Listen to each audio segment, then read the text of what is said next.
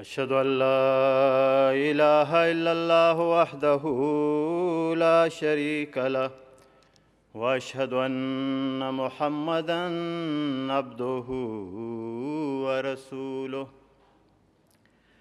أما بعد فأعوذ بالله من الشيطان الرجيم بسم الله الرحمن الرحيم وقل لعبادي يقولوا التي هي أحسن إن الشيطان ينزغ بينهم إن الشيطان كان للإنسان عدوا مبينا۔ صدر محترم اور سامعین کرام، خاکسار کی تقریر کا عنوان ہے اسلام میں آزادی اظہار کی حدود و قیود۔ سامعین کرام، انسان کو آزاد پیدا کیا گیا ہے اور آزادی اظہار انسان کا پیدائشی اور بنیادی حق ہے۔ اسی لیے دنیا کے تمام مذاہب نے اسے قبول کیا ہے اور تمام قوموں نے اسے تسلیم کر کے اپنے دساتیر میں اس کی ضمانت دی ہے۔ اظہار رائے کی آزادی کا سادہ مفہوم یہ ہے کہ ہر انسان تقریر و تحریر اور عمل کے ذریعے اپنے خیالات کے اظہار میں آزاد ہے، مگر آج کے ترقی یافتہ معاشرے نے اس سے مراد مادر پدر آزادی لے لی ہے۔ گویا یہ کہا جا رہا ہے کہ ہر انسان جو چاہے، جس طرح چاہے اور جس کے خلاف چاہے اپنی تقریر و تحریر یا عمل کے ذریعے اس کا اظہار کر سکتا ہے، خواہ اس سے کسی کی دل آزاری ہی کیوں نہ ہوتی ہو، خواہ اس سے دوسروں کی عزت و آبرو پر حملے ہی کیوں نہ ہو رہے ہوں، اور خواہ اس کی وجہ سے پاک اور مقدس وجودوں کی توہین ہی کیوں نہ ہو رہی ہو، اور خواہ اس کی وجہ سے لاکھوں کروڑوں انسانوں کے جذبات ہی کیوں نہ مجروح ہو رہے ہوں۔ آزادی اظہار کے ایسے غیر فطری اور غیر حقیقی نعروں کے عملی نظاروں کو دیکھ کر انسان یہ سوچنے پر مجبور ہو جاتا ہے کہ کیا اظہار رائے کی ایسی آزادی کو انسان کا بنیادی حق قرار دیا جا سکتا ہے جو فساد فی الارض کا موجب بنے، جس سے معاشرتی امن برباد ہو اور شرف انسانی اور احترام آدمیت جیسی اعلیٰ اقدار پامال ہو جائیں؟ کیا اظہار کی ایسی آزادی کو انسان کا بنیادی حق قرار دیا جا سکتا ہے جس سے معاشرہ تقسیم ہو کر رہ جائے اور باہمی تعلقات کی زمین میں محبت و الفت اور ادب و احترام کے پھولوں کی بجائے نفرت و کراہت اور جھوٹ و بدگوئی اور تہمت بازی و بہتان تراشی کے کانٹے اگیں؟ کیا اظہار رائے کی ایسی آزادی انسان کی مطلوبہ آزادی ہو سکتی ہے جس کی بساط پر معصوموں کی عزت کو اچھالا جائے، محترم ہستیوں کی تضحیک کی جائے اور شائستگی کے حسین لباس کو تار تار کر کے اخلاقیات کا جنازہ نکالا جائے؟ یقیناً ایسی مطلق اور بے مہار آزادی کو انسان کا بنیادی حق قرار نہیں دیا جا سکتا۔ اس بارے میں حضرت خلیفۃ المسیح الرابع رحمہ اللہ تعالیٰ فرماتے ہیں، معاشرے کے حوالے سے مطلق آزادی کا نعرہ بالکل کھوکھلا، بے معنی، غیر فطری اور غیر حقیقی نعرہ ہے۔ بعض اوقات آزادی کے ایسے غلط معنی لیے جاتے ہیں اور اس کے تصور کو اتنا غلط استعمال کیا جاتا ہے کہ آزادی تقریر کا حسین اصول بے حد بدنما اور بدصورت بن کر رہ جاتا ہے۔ گالی گلوچ، دوسروں کی عزت و آبرو پر حملے اور پاک اور مقدس وجودوں کی توہین آخر کہاں کی آزادی ہے؟ سامعین کرام، اسلام نہ صرف آزادی اظہار کا داعی ہے بلکہ آزادی اظہار کے اصول کی جس دلیری اور جرأت کے ساتھ اسلام حمایت کرتا ہے، اس کی مثال کسی اور نظریاتی نظام یا مذہب میں دور دور تک نظر نہیں آتی۔ آزادی اظہار کے بارے میں اسلام ایک کامل اور مکمل ضابطہ پیش کرتا ہے جس کے خد و خال میں 3 باتیں بڑی نمایاں نظر آتی ہیں۔ نمبر 1، اسلام نے ایک طرف تو آزادی اظہار کی عمارت کو نہایت مثبت اور تعمیری بنیادوں پر اٹھایا ہے تاکہ یہ آزادی اپنے اصل ہدف کو پوری کرنے والی ہو، یعنی عامت الناس کے لیے خیر و بھلائی کا موجب ٹھہرے اور اس کے ذریعے معاشرے کے ہر فرد کو قوم و ملت کی تعمیر میں بنیادی کردار ادا کرنے کا موقع ملے۔ دوسری جانب اسلام ایسا ماحول پیدا کرتا ہے جس سے آزادی اظہار کے حق کا درست نہج پر استعمال کرنے کے لیے ہر فرد کی تربیت ہوتی رہتی ہے۔ اور تیسری بات یہ ہے کہ اسلام نے اس آزادی کی کچھ حدود و قیود مقرر کی ہیں تا کسی فرد کی آزادی کسی دوسرے فرد یا قوم کی دل آزاری اور استحصال کا باعث نہ بنے، اور یہ آزادی مفاد عامہ کو مجروح کرنے والی نہ ہو۔ خاکسار اختصار کے ساتھ ان تینوں امور کو اسلامی تعلیم کی روشنی میں بیان کرنے کی کوشش کرے گا۔ سب سے پہلی بات یعنی آزادی اظہار کی عمارت کو مثبت اور تعمیری بنیادوں پر اٹھانے اور اسے مفاد عامہ کا محافظ بنانے کے لیے اسلام ایک نہایت حسین اصول اور خوبصورت ضابطہ پیش کرتے ہوئے کہتا ہے کہ وَقُولُوا لِلنَّاسِ حُسْنًا، یعنی لوگوں سے ہمیشہ اچھی بات ہی کہا کرو، کیونکہ اگر اچھی بات نہ کی جائے یا اچھے طریق پر نہ کی جائے یا اس میں توہین و تضحیق کی آمیزش ہو جائے تو یہ شیطانی عمل قرار پاتا ہے۔ اس لیے اللہ تعالیٰ نے نبی کریم صلی اللہ علیہ وسلم کو حکم دیا ہے کہ وَقُلْ لِعِبَادِي يَقُولُ الَّتِي هِيَ أَحْسَنُ إِنَّ الشَّيْطَانَ يَنزَغُ بَيْنَهُمْ، یعنی اے پیغمبر تو میرے بندوں سے کہہ دے کہ ایسی بات کیا کریں جو سب سے اچھی ہو، کیونکہ شیطان بری بات کہلوا کر لوگوں میں فساد ڈلواتا ہے۔ حسن کلام پر اور گفتار میں التی ہے احسن کا پاس کرنے پر اسلام اس قدر زور دیتا ہے کہ مذہبی بحثوں اور مناظرات کے بارے میں بھی حکم دیتا ہے کہ وَجَادِلْهُمْ بِالَّتِي هِيَ أَحْسَنُ، یعنی غیر مذاہب کے لوگوں کے ساتھ بحث کے دوران بھی اچھے طریق اور اچھی دلیل سے بات کیا کرو۔ یہی نہیں بلکہ اسلام تو کہتا ہے کہ حقیقی مسلمان ہی وہ ہے جس کی زبان اور ہاتھ سے دوسرے لوگ محفوظ ہوں۔ سامعین کرام، آزادی اظہار کی عمارت کو مثبت اور تعمیری بنیادوں پر قائم کرنے کے لیے اسلام ایک اور اصول پیش کرتے ہوئے کہتا ہے کہ وَقُولُوا قَوْلًا سَدِيدًا، یعنی صاف سیدھی اور سچی بات کہا کرو،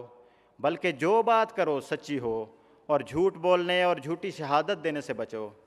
اسلام سچی بات کہنے پر اتنا زور دیتا ہے کہ بعض حالات میں اسے جہاد بلکہ افضل ترین جہاد قرار دیتا ہے۔ چنانچہ نبی کریم صلی اللہ علیہ وسلم نے فرمایا ہے کہ سب سے افضل جہاد ایک ظالم بادشاہ کے سامنے حق بات کہنا ہے۔ پھر اسلام آزادی اظہار کے شجر کی آبیاری کے لیے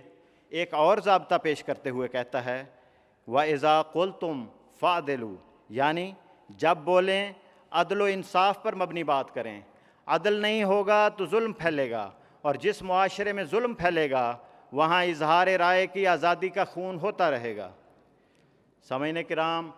دوسری بات یہ ہے کہ اسلام آزادی اظہار کے حق کو استعمال کرنے کا مناسب ماحول فراہم کرتا ہے تا ہر فرد امت کی اس حق کو درست طریق پر استعمال کرنے کی تربیت ہوتی رہے۔ اس بارے میں اسلام کہتا ہے کہ کنتم خیر امت اخرجت للناس تأمرون بالمعروف وتنہون عن المنکر، یعنی ہر فرد امت پر لازم ہے کہ وہ اپنے قول و فعل اور تحریر و تقریر سے خیر کی شمع روشن کرے اور برائی سے روک کر شر کے اندھیروں کو مٹانے کی کوشش کرتا رہے۔ امر بالمعروف اور نہی عن المنکر کو نہ صرف ہر فرد امت کا حق بلکہ مسلمانوں کا انفرادی و اجتماعی فریضہ قرار دیا گیا ہے۔ پھر اسلام آزادی اظہار کے حق کو درست طریق پر استعمال کرنے کی تربیت کے لیے مشاورت کا نظام پیش کرتا ہے۔ اسلام ہر فرد کو اظہار رائے کا موقع اور اس کی اجازت دیتا ہے۔ وَشَاوِرْهُمْ فِي الْأَمْرِ میں رسول اللہ صلی اللہ علیہ وسلم کو حکم دیا گیا ہے کہ قابل غور معاملات میں، جن میں حکومت سے متعلقہ معاملات بھی شامل ہیں، صحابہ کرام رضی اللہ عنہم سے مشورہ لیا کریں۔ چنانچہ غزوہ احد کے موقع پر رسول اللہ صلی اللہ علیہ وسلم نے بعض اکابر صحابہ کے رسول کریم صلی اللہ علیہ وسلم کے بعض اکابر صحابہ کی رائے یہ تھی کہ شہر کے اندر مورچے بنائے جائیں، مگر نوجوانوں کی رائے تھی کہ باہر نکل کر کھلے میدان میں دشمن کا مقابلہ کیا جائے۔ چنانچہ رسول اللہ صلی اللہ علیہ وسلم نے نوجوانوں کی رائے کے مطابق فیصلہ فرمایا اور کوہ احد کے دامن میں جنگ کا محاذ قائم فرمایا۔ اسی طرح جنگ احزاب میں بھی آپ صلی اللہ علیہ وسلم نے صحابہ کرام رضی اللہ عنہم سے مشورہ لیا اور تمام آراء میں سے حضرت سلمان الفارسی رضی اللہ عنہ کی رائے کو ترجیح دی اور مدینہ کے گرد خندق کھدوائی۔ شورا کے ذریعے آزادی کے ساتھ اپنی رائے کے اظہار کی اس تربیت کا صحابہ کرام پر اس قدر اثر تھا کہ وہ جہاں اور جب کسی مشورے کو مفید خیال کرتے بلا جھجک پیش کر دیتے تھے۔ اس کی ایک مثال غزوہ بدر کا واقعہ ہے۔ اس غزوے میں آپ صلی اللہ علیہ وسلم نے ایک مقام پر پڑاؤ ڈالا۔ ایک صحابی حباب بن المنذر نے براہ راست نبی کریم صلی اللہ علیہ وسلم کی خدمت میں حاضر ہو کر عرض کیا کہ جس مقام پر آپ ٹھہرے ہیں یہ کسی خدائی الہام کے ماتحت ہے یا یہ جگہ آپ نے خود پسند کی ہے؟ آپ صلی اللہ علیہ وسلم نے فرمایا کہ میرا خیال تھا کہ یہ جگہ بہتر ہوگی۔ یہ سن کر حباب بن المنذر نے ادب کے ساتھ کہا کہ شاید یہ جگہ مناسب نہیں ہے۔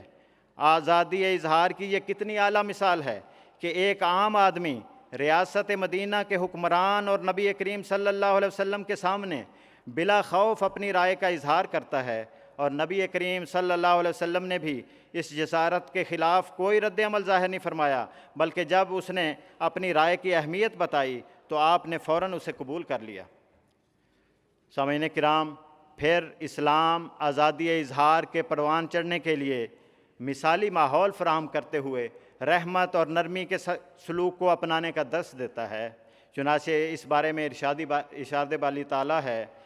فَبِمَا رَحْمَةٍ مِّنَ اللَّهِ لِنْتَ لَهُمْ وَلَوْ كُنْتَ فَظًّا غَلِيظَ الْقَلْبِ لَانفَضُّوا مِنْ حَوْلِكَ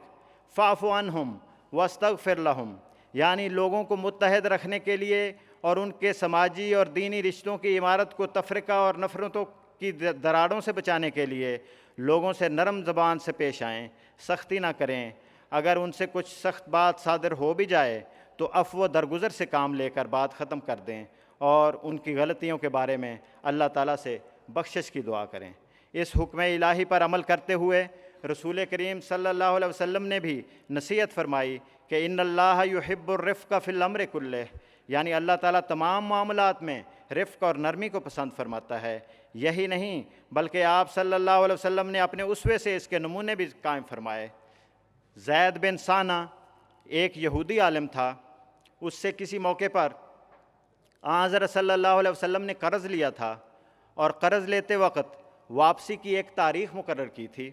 لیکن زید مقررہ تاریخ سے 2-3 دن پہلے ہی قرض کا تقاضا کرنے آ گیا اور بڑے گستاخانہ انداز میں آپ صلی اللہ علیہ وسلم کی چادر کھینچی اور بد زبانی کرتے ہوئے کہنے لگا کہ تم بنی عبد المطلب قرض ادا کرنے کے معاملے میں بہت ہی برے اور ٹال مٹول سے کام لینے والے ہو۔ حضرت عمر وہاں پر موجود تھے۔ انہوں نے کہا مجھے اگر حضرت صلی اللہ علیہ وسلم کا ڈر نہ ہوتا تو میں اس گستاخی کی وجہ سے اپنی تلوار سے تیرا سر اڑا دیتا۔ یہ سن کر حضرت صلی اللہ علیہ وسلم مسکرائے اور فرمایا، اے عمر، اسے جھڑکنے کی بجائے مناسب یہ تھا کہ تم مجھے ادائے قرض اور وعدہ وفائی کا کہتے اور اسے حسن طلب اور نرمی سے تقاضا کرنے کی نصیحت کرتے۔ یہ کہہ کر آپ نے حضرت عمر کو ارشاد فرمایا کہ اس کا قرض ادا کر دو اور اس پر سختی کرنے کے معاوضے کے طور پر 20 سا یعنی قریباً 60 کلو کھجوریں اسے زیادہ دو۔ اس طرز عمل، نرمی اور خوش خلقی اور حسن ادا سے یہودی بہت متاثر ہوا اور بالآخر وہ مسلمان ہو گیا۔ آزادی اظہار کی یہ کیسی اعلیٰ مثال ہے کہ آزادی کے غلط استعمال کرنے والے کو نرمی سے نہ صرف اچھے انداز میں نصیحت فرمائی بلکہ اپنے اخلاق سے اس کا عملی نمونہ بھی پیش فرما دیا، جس کا نیک نتیجہ بھی فوراً ظاہر ہو گیا۔ سامعین کرام، اسلام آزادی اظہار کا اس قدر حامی اور قائل ہے کہ ہر قسم کے جبر و اکراہ اور دھمکی اور دھونس کی نفی کرتے ہوئے مذہبی آزادی کے لیے لا اکراہ فی الدین اور وَقُلِ الْحَقُّ مِن رَبِّكُمْ فَمَنْ شَاءَ فَلْيُؤْمِنْ وَمَنْ شَاءَ فَلْيَكْفُرْ جیسے عظیم اصولوں کا اعلان کرتا ہے، یعنی دین کے معاملے میں کوئی جبر و اکراہ جائز نہیں اور حق تو وہی ہے جو تمہارے رب کی طرف سے ہو، پس اب جو چاہے وہ ایمان لے آئے اور جو چاہے سو انکار کرے۔ حضرت صلی اللہ علیہ وسلم کی زندگی رواداری اور آزادی مذہب و ضمیر کی بے شمار روشن مثالوں سے بھری پڑی ہے۔ دشمن اسلام اکرمہ کا واقعہ بہت مشہور ہے۔ جنگی جرائم کی وجہ سے اس کے قتل کا حکم جاری ہو چکا تھا۔ اس کی بیوی رسول اللہ صلی اللہ علیہ وسلم سے اس کی معافی کی طالب ہوئی تو آپ نے بڑی شفقت سے اسے معاف فرما دیا۔ اکرمہ کی بیوی اسے لے کر نبی کریم صلی اللہ علیہ وسلم کی خدمت میں حاضر ہوئی تو اکرمہ نے پوچھا کیا آپ نے واقعی مجھے معاف کر دیا ہے؟ آپ صلی اللہ علیہ وسلم نے فرمایا ہاں واقعی میں نے تجھے معاف فرما دیا ہے۔ اکرمہ نے پھر پوچھا کہ اپنے دین پر رہتے ہوئے، یعنی میں مسلمان نہیں ہوا، اس شرک کی حالت میں مجھے آپ نے معاف کیا ہے؟ تو آپ نے فرمایا ہاں۔ رسول اللہ صلی اللہ علیہ وسلم کے حسن خلق اور احسان کا یہ معجزہ دیکھ کر اکرمہ مسلمان ہو گیا۔ یہ واقعہ ذکر کر کے حضرت خلیفۃ المسیح الخامس سیدہ اللہ تعالیٰ بنصر العزیز فرماتے ہیں، اسلام حسن اخلاق اور آزادی ضمیر و مذہب کے اظہار کی اجازت سے پھیلا ہے۔ حسن خلق اور آزادی مذہب کا یہ تیر 1 منٹ میں اکرمہ جیسے شخص کو گھائل کر گیا۔ سامعین کرام، آن حضرت صلی اللہ علیہ وسلم نے تو قیدیوں اور غلاموں تک کو یہ اجازت دی تھی کہ جو مذہب چاہو اختیار کرو۔ ثمامہ بن اسال بنو حنیفہ کا سربراہ تھا۔ یہ شخص نبی کریم صلی اللہ علیہ وسلم کے قتل کے درپے رہا، پھر صحابہ کی ایک جماعت کو گھیر کر اس نے شہید کر دیا۔ جب یہ گرفتار ہو کر رسول کریم صلی اللہ علیہ وسلم کے پاس لایا گیا تو آپ نے اسے فرمایا کہ اے ثمامہ، تیرا کیا خیال ہے کہ تجھ سے کیا معاملہ کیا جائے گا؟ اس نے کہا اگر آپ مجھے قتل کر دیں تو آپ ایک خون بہانے والے شخص کو قتل کریں گے، اور اگر آپ انعام کریں تو ایک ایسے شخص پر انعام کریں گے جو احسان کی قدردانی کرنے والا ہے۔ 3 روز تک آپ صلی اللہ علیہ وسلم تشریف لاتے رہے اور ثمامہ سے یہی سوال پوچھتے رہے، اور ثمامہ بھی یہی جواب دیتا رہا۔ بالآخر تیسرے روز آپ صلی اللہ علیہ وسلم نے فرمایا ثمامہ کو آزاد کر دو۔ اس پر وہ مسجد کے قریب کھجوروں کے باغ میں گیا اور غسل کیا اور مسجد میں داخل ہو کر کلمہ شہادت پڑھ کر کہنے لگا، اے محمد، بخدا مجھے دنیا میں سب سے زیادہ ناپسند آپ کا چہرہ ہوا کرتا تھا، اور اب یہ حالت ہے کہ مجھے سب سے زیادہ محبوب آپ کا چہرہ ہے۔ بخدا مجھے دنیا میں سب سے زیادہ ناپسندیدہ دین آپ کا دین ہوا کرتا تھا، لیکن اب یہ حالت ہے کہ میرا محبوب ترین دین آپ کا لایا ہوا دین ہے۔ بخدا میں سب سے زیادہ ناپسند آپ کے شہر کو کرتا تھا، اور اب یہی شہر میرا محبوب ترین دین ہے، میرا محبوب ترین شہر ہے۔ حضرت خلیفۃ المسیح الخامس سیدہ اللہ تعالیٰ بنصر العزیز فرماتے ہیں، نبی کریم صلی اللہ علیہ وسلم نے قیدی ثمامہ سے یہ نہیں کہا کہ اب تم ہمارے قابو میں ہو تو مسلمان ہو جاؤ۔ 3 دن تک اس کے ساتھ حسن سلوک ہوتا رہا اور پھر آزاد کر دیا۔ ثمامہ بھی بصیرت رکھتے تھے۔ اس آزادی کو حاصل کرتے ہی انہوں نے اپنے آپ کو آپ صلی اللہ علیہ وسلم کی غلامی میں جکڑے جانے کے لیے پیش کر دیا کہ اسی غلامی میں میری دین اور دنیا کی بھلائی ہے۔ سامعین کرام، اسلام آزادی اظہار کا حامی اور داعی ہے، لیکن مطلق یا بے قید و بے مہار آزادی کا قائل نہیں۔ اس لیے اسلام آزادی اظہار کو احترام آدمیت، شرف انسانیت، عدل و انصاف، ادب و احترام اور امن و آشتی کے دائرے میں رکھنے کے لیے ایسی حدود و قیود اور قواعد و ضوابط بیان کرتا ہے جو اس حق کی افادیت کو 4 چاند لگا دیتے ہیں اور اس کی عظمت اور خوبی کو بڑھانے والے اور اس کے حسن کو دوبالا کرنے والے ہیں۔ اس سلسلے میں اسلام یہ جامع معنی ضابطہ پیش کرتا ہے کہ واللہ لا یحب الفساد، اللہ فساد کرنے والوں کو پسند نہیں کرتا۔ یعنی ہمیشہ یہ خیال رہے کہ آپ کی رائے، قول و فعل یا تقریر و تحریر فساد فی الارض کا باعث نہ بنے۔ اسی بات کو پیغمبر اسلام صلی اللہ علیہ وسلم نے ایک اور پیرائے میں یوں بیان فرمایا ہے کہ لا ضرر ولا ضرار، یعنی کسی کی آراء و تصرف اور قول و عمل سے اگر خود اس کی یا کسی دوسرے کی عزت، مال، نفس اور حقوق کا نقصان ہوتا ہو تو ایسی آزادی گناہ اور جرم بن جائے گی۔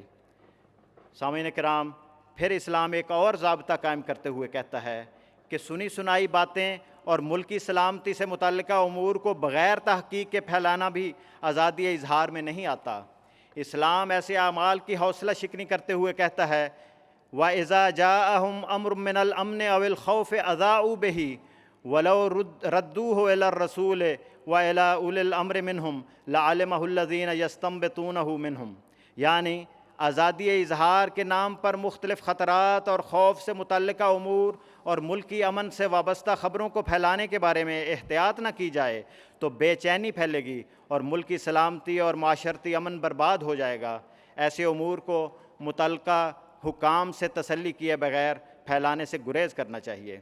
اس بات کی ایک اور طریقے سے وضاحت کرتے ہوئے نبی کریم صلی اللہ علیہ وسلم نے فرمایا ہے کہ کفا بالمرء کذبا ان یحدث بکل ما سمع، یعنی کسی انسان کے جھوٹا ہونے کے لیے یہی کافی ہے کہ وہ ہر سنی سنائی بات کو بغیر تحقیق کے آگے بیان کرتا پھرے۔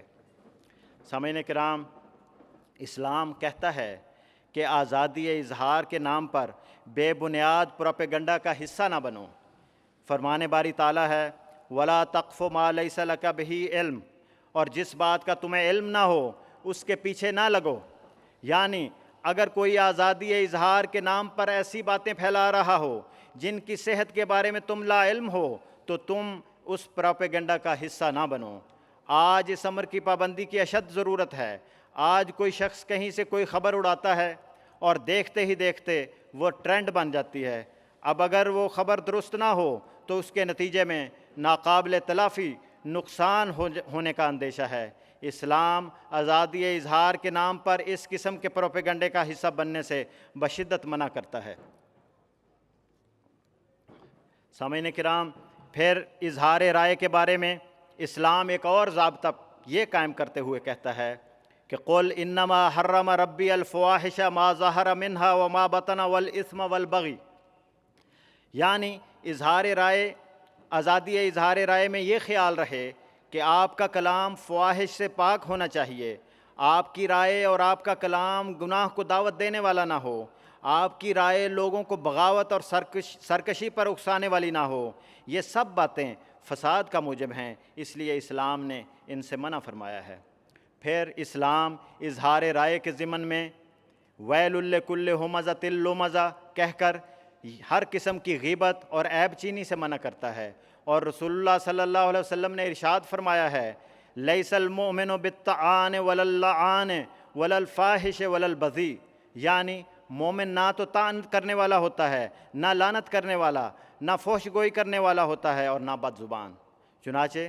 اسلام آزادی اظہار کی آڑ میں کسی کی بری تشہیر، طعنہ زنی، فحش گوئی اور بہتان تراشی کی اجازت نہیں دیتا۔ اسلام یہ بھی کہتا ہے کہ آزادی اظہار رائے کا یہ معنی نہیں کہ کسی کی تحقیر کی جائے۔ اللہ تعالیٰ فرماتا ہے یا ایھا الذین آمنوا لا یسخر قوم من قوم عسیٰ ان یکونوا خیرا منہم ولا نساء من نساء عسیٰ ان یکن خیرا منہن ولا تلمزوا انفسکم ولا تنابزوا بالالقاب، نہ کوئی مرد دوسرے مردوں کا مذاق اڑائے اور نہ عورتیں دوسری عورتوں کا مذاق اڑائیں، نہ ایک دوسرے پر عیب لگائیں، نہ دوسروں کو برے ناموں اور بیہودہ القاب سے پکاریں۔ آزادی اظہار کے نام پر لوگوں کی تحقیر کرنا، ان سے تمسخر اور استہزاء کا سلوک کرنا، ان کی بری تصویریں بنانا اور بیہودہ و توہین آمیز خاکے بنا کے ان کے برے نام رکھنا سب منع ہیں، کیونکہ یہ روش یقیناً معاشرے میں منافرت، بے چینی اور بدامنی کا سبب بنے گی۔ پھر اسلام کہتا ہے کہ آزادی اظہار کی آڑ میں کسی انسان کی عزت نفس کو مجروح نہ کیا جائے۔ اللہ تعالیٰ فرماتا ہے وَلَقَدْ كَرَّمْنَا بَنِي آدم، یعنی ہم نے سب بنی آدم کا عزت نفس اور شرف انسانیت قائم کیا ہے، جو ہر انسان کا بنیادی حق ہے۔ اور نبی کریم صلی اللہ علیہ وسلم نے فرمایا ہے یا ایھا الناس ان دماءکم واموالکم واعراضکم علیکم حرام، یعنی اے لوگو، تمہارا خون، تمہارا مال اور تمہاری آبرو ایک دوسرے پر حرام ہے۔ اسلام نے دیگر مذاہب اور اقوام کے جذبات کا خیال رکھنے کی خاص ہدایت فرمائی ہے۔ ایک روایت میں آتا ہے کہ مدینہ کی ریاست میں ایک مسلمان اور یہودی کا جھگڑا ہو گیا۔ مسلمان کہتا تھا کہ محمد صلی اللہ علیہ وسلم تمام انبیاء سے افضل ہیں، اور یہودی کہتا تھا کہ موسیٰ علیہ السلام کو یہ فضیلت حاصل ہے۔ اس پر مسلمان نے ہاتھ اٹھایا اور یہودی کو تھپڑ مار دیا۔ یہودی شکایت لے کر آن حضرت صلی اللہ علیہ وسلم کے پاس حاضر ہوا، اور آن حضرت صلی اللہ علیہ وسلم نے جھگڑے کی تفصیل سننے کے بعد فرمایا لا تخیرونی علی موسیٰ، کہ مجھے موسیٰ پر فضیلت نہ دو۔ حضرت خلیفۃ المسیح الخامس سیدہ اللہ تعالیٰ بنصر العزیز یہ حدیث پیش فرمانے کے بعد فرماتے ہیں یہ تھا آپ صلی اللہ علیہ وسلم کا معیار آزادی مذہب اور ضمیر کہ اپنی حکومت ہے، لیکن اس حکومت کا یہ مطلب نہیں تھا کہ دوسری رعایا کے، دوسرے لوگوں کے جذبات کا خیال نہ رکھا جائے۔ قرآن کریم کی اس گواہی کے باوجود کہ آپ تمام رسولوں سے افضل ہیں، آپ نے یہ گوارا نہ کیا کہ انبیاء کے مقابلے کی وجہ سے فضا کو مقدر کیا جائے۔ آپ نے اس یہودی کی بات سن کر مسلمان کی ہی سرزنش کی کہ تم لوگ اپنی لڑائیوں میں انبیاء کو نہ لایا کرو۔ ٹھیک ہے، تمہارے نزدیک میں تمام رسولوں سے افضل ہوں، اللہ تعالیٰ بھی اس کی گواہی دے رہا ہے، لیکن ہماری حکومت میں ایک شخص کی دل آزاری اس لیے نہیں ہونی چاہیے کہ اس کے نبی کو کسی نے کچھ کہا ہے، اس کی میں اجازت نہیں دے سکتا۔ میرا احترام کرنے کے لیے تمہیں دوسرے انبیاء کا بھی احترام کرنا ہوگا۔ یہ تھے آپ کے انصاف اور آزادی اظہار کے معیار جو اپنوں، غیروں، سب کا خیال رکھنے کے لیے آپ نے قائم فرمائے تھے، بلکہ بعض اوقات غیروں کے جذبات کا زیادہ خیال رکھا جاتا تھا۔ نعرہ تکبیر! حضرت محمد مصطفیٰ محسن انسانیت! نعرہ تکبیر! سامعین کرام، اسلام دیگر ادیان کی توہین اور ان کی مقدسات کو گالی دینے کی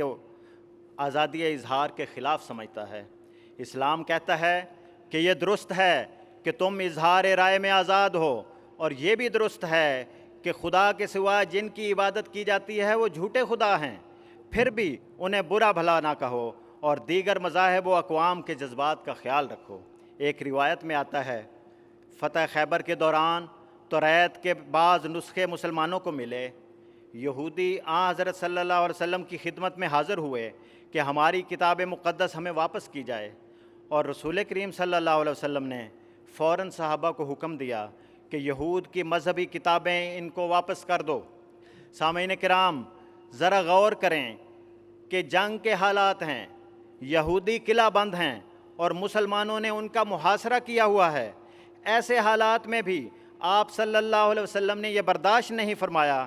کہ دشمن سے بھی ایسا سلوک کیا جائے جس سے اس کے مذہبی جذبات کو ٹھیس پہنچے۔ اسلام کی اس اعلیٰ اور حسین تعلیم کے برعکس آج کے زمانے میں اظہار کی آزادی کی آڑ میں ذرائع ابلاغ کے سرکش گھوڑے کو ایسا بے لگام چھوڑ دیا گیا ہے کہ اس نے ایمانیات کے ساتھ انسانوں کی اخلاقیات کو بھی پیروں تلے روند کر رکھ دیا ہے۔ یہ جرأت اس انتہا کو پہنچ گئی ہے کہ مقدس مقامات، شخصیات اور انبیاء کرام بھی اس سے محفوظ نہیں رہ سکے۔ گزشتہ سالوں میں جب یہ توہین آمیز روش ظاہر ہوئی تو جس ایک شخص نے اسلامی تعلیمات کی روشنی میں اس کا مدلل، جامع اور نہایت خوبصورت جواب دیا، وہ امام جماعت احمدیہ حضرت خلیفۃ المسیح الخامس سیدہ اللہ تعالیٰ بنصر العزیز ہیں۔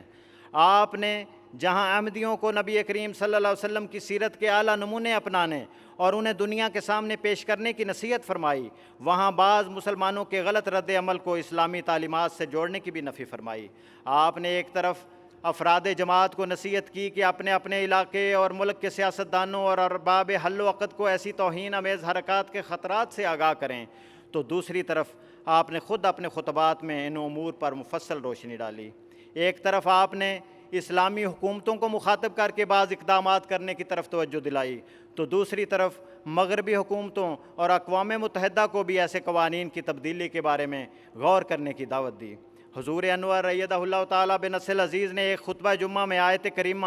لا تسبوا الذین یدعون من دون اللہ فیسبوا اللہ عدوا بغیر علم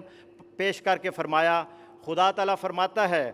کہ دوسروں کے بتوں کو بھی برا نہ کہو کہ اس سے معاشرے کا امن برباد ہوتا ہے۔ تم بتوں کو برا کہو گے تو وہ نہ جانتے ہوئے تمہارے سب طاقتوں والے خدا کے بارے میں نازیبا الفاظ استعمال کریں گے، جس سے تمہارے دلوں میں رنج پیدا ہوگا، دلوں کی قدورتیں بڑھیں گی، لڑائیاں اور جھگڑے ہوں گے، ملک میں فساد برپا ہوگا۔ پس یہ خوبصورت تعلیم ہے جو اسلام کا خدا دیتا ہے۔ پھر حضور انور ایدہ اللہ تعالیٰ بنصر العزیز نے مسلمان حکومتوں کو مخاطب کر کے فرمایا، قرآن کریم کی تعلیم کے مطابق کیوں دنیا کے سامنے یہ پیش نہیں کرتے کہ مذہبی جذبات سے کھیلنا اور انبیاء اللہ کی بے حرمتی کرنا یا اس کی کوشش کرنا بھی جرم ہے اور بہت بڑا جرم اور گناہ ہے، اور دنیا کے امن کے لیے ضروری ہے کہ اس کو بھی UN کے امن چارٹر کا حصہ بنایا جائے کہ کوئی ممبر ملک اپنے کسی شہری کو اجازت نہیں دے گا کہ دوسروں کے مذہبی جذبات سے کھیلا جائے۔ آزادی خیال کے نام پر دنیا کا امن برباد کرنے کی اجازت نہیں دی جائے گی۔ حضور انور نے مغرب کو متنبع کرتے ہوئے فرمایا، کسی بھی مذہب کی مقدس ہستیوں کے بارے میں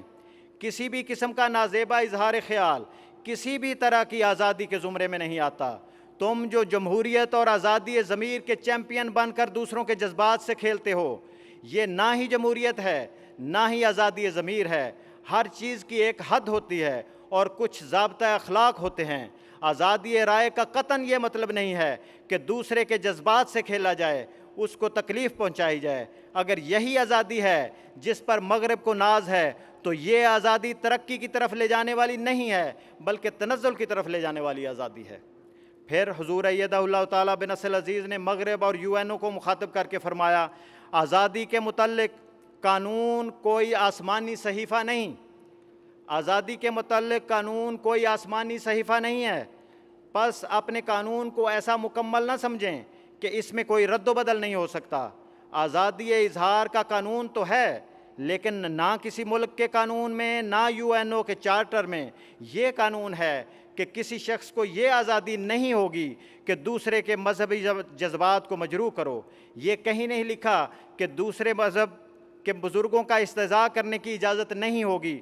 کہ اس سے دنیا کا امن برباد ہوتا ہے، اس سے نفرتوں کے لاوے ابلتے ہیں، اس سے قوموں اور مذہبوں کے درمیان خلیج وسیع ہوتی چلی جاتی ہے۔ پس اگر قانون آزادی بنایا ہے تو ایک شخص کی آزادی کا قانون تو بے شک بنائیں لیکن دوسرے شخص کے جذبات سے کھیلنے کا قانون نہ بنائیں۔ سامعین کرام،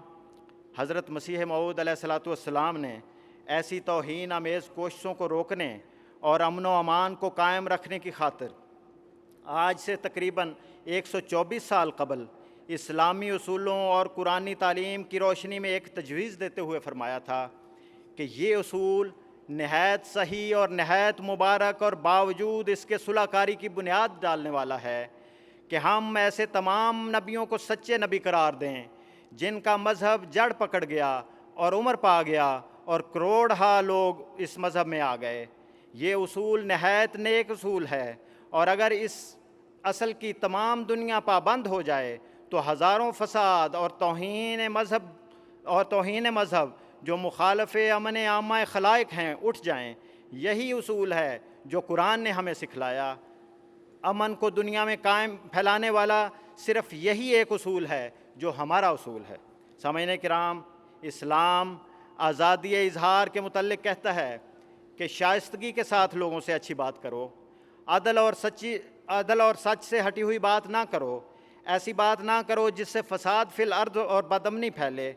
کسی کی بری تشہیر نہ کرو، طعن و تشنیع اور گالم گلوچ نہ کرو، کسی کی تحقیر نہ کرو اور تمسخر و استہزاء نہ کرو۔ اسلام کہتا ہے کہ آزادی اظہار کی آڑ میں کسی عام سے عام انسان کی بھی عزت نفس کو مجروح نہ کرو۔ اسلام کہتا ہے کہ دیگر ادیان اور دوسروں کے مقدسات اور محترم شخصیات کی توہین آزادی اظہار کے خلاف ہے۔ یقیناً آزادی اظہار کے بارے میں اسلام کی پیش کردہ تعلیم نہایت کامل اور ہر سقم سے پاک اور ہر خیر کی جامع ہے، اور یقیناً اسلام کی بیان کردہ حدود و قیود آزادی اظہار کی خوبی کو نکھارنے والی اور اس کے حسن کو دوبالا کرنے والی ہیں، اور آج یا کل، جلدی یا بدیر، اقوام عالم کو ان حدود و قیود کو اپنانا پڑے گا اور ان اصولوں کو لاگو کرنا پڑے گا، کیونکہ دنیا کو ترقی کی طرف لے جانے والی حقیقی آزادی یہی آزادی ہے جو اسلام نے بیان کی ہے، اور دنیا میں امن پھیلانے والے کامیاب اصول یہی اصول ہیں جو اسلام نے پیش کیے ہیں۔ وآخر دعوانا ان الحمد للہ رب العالمین۔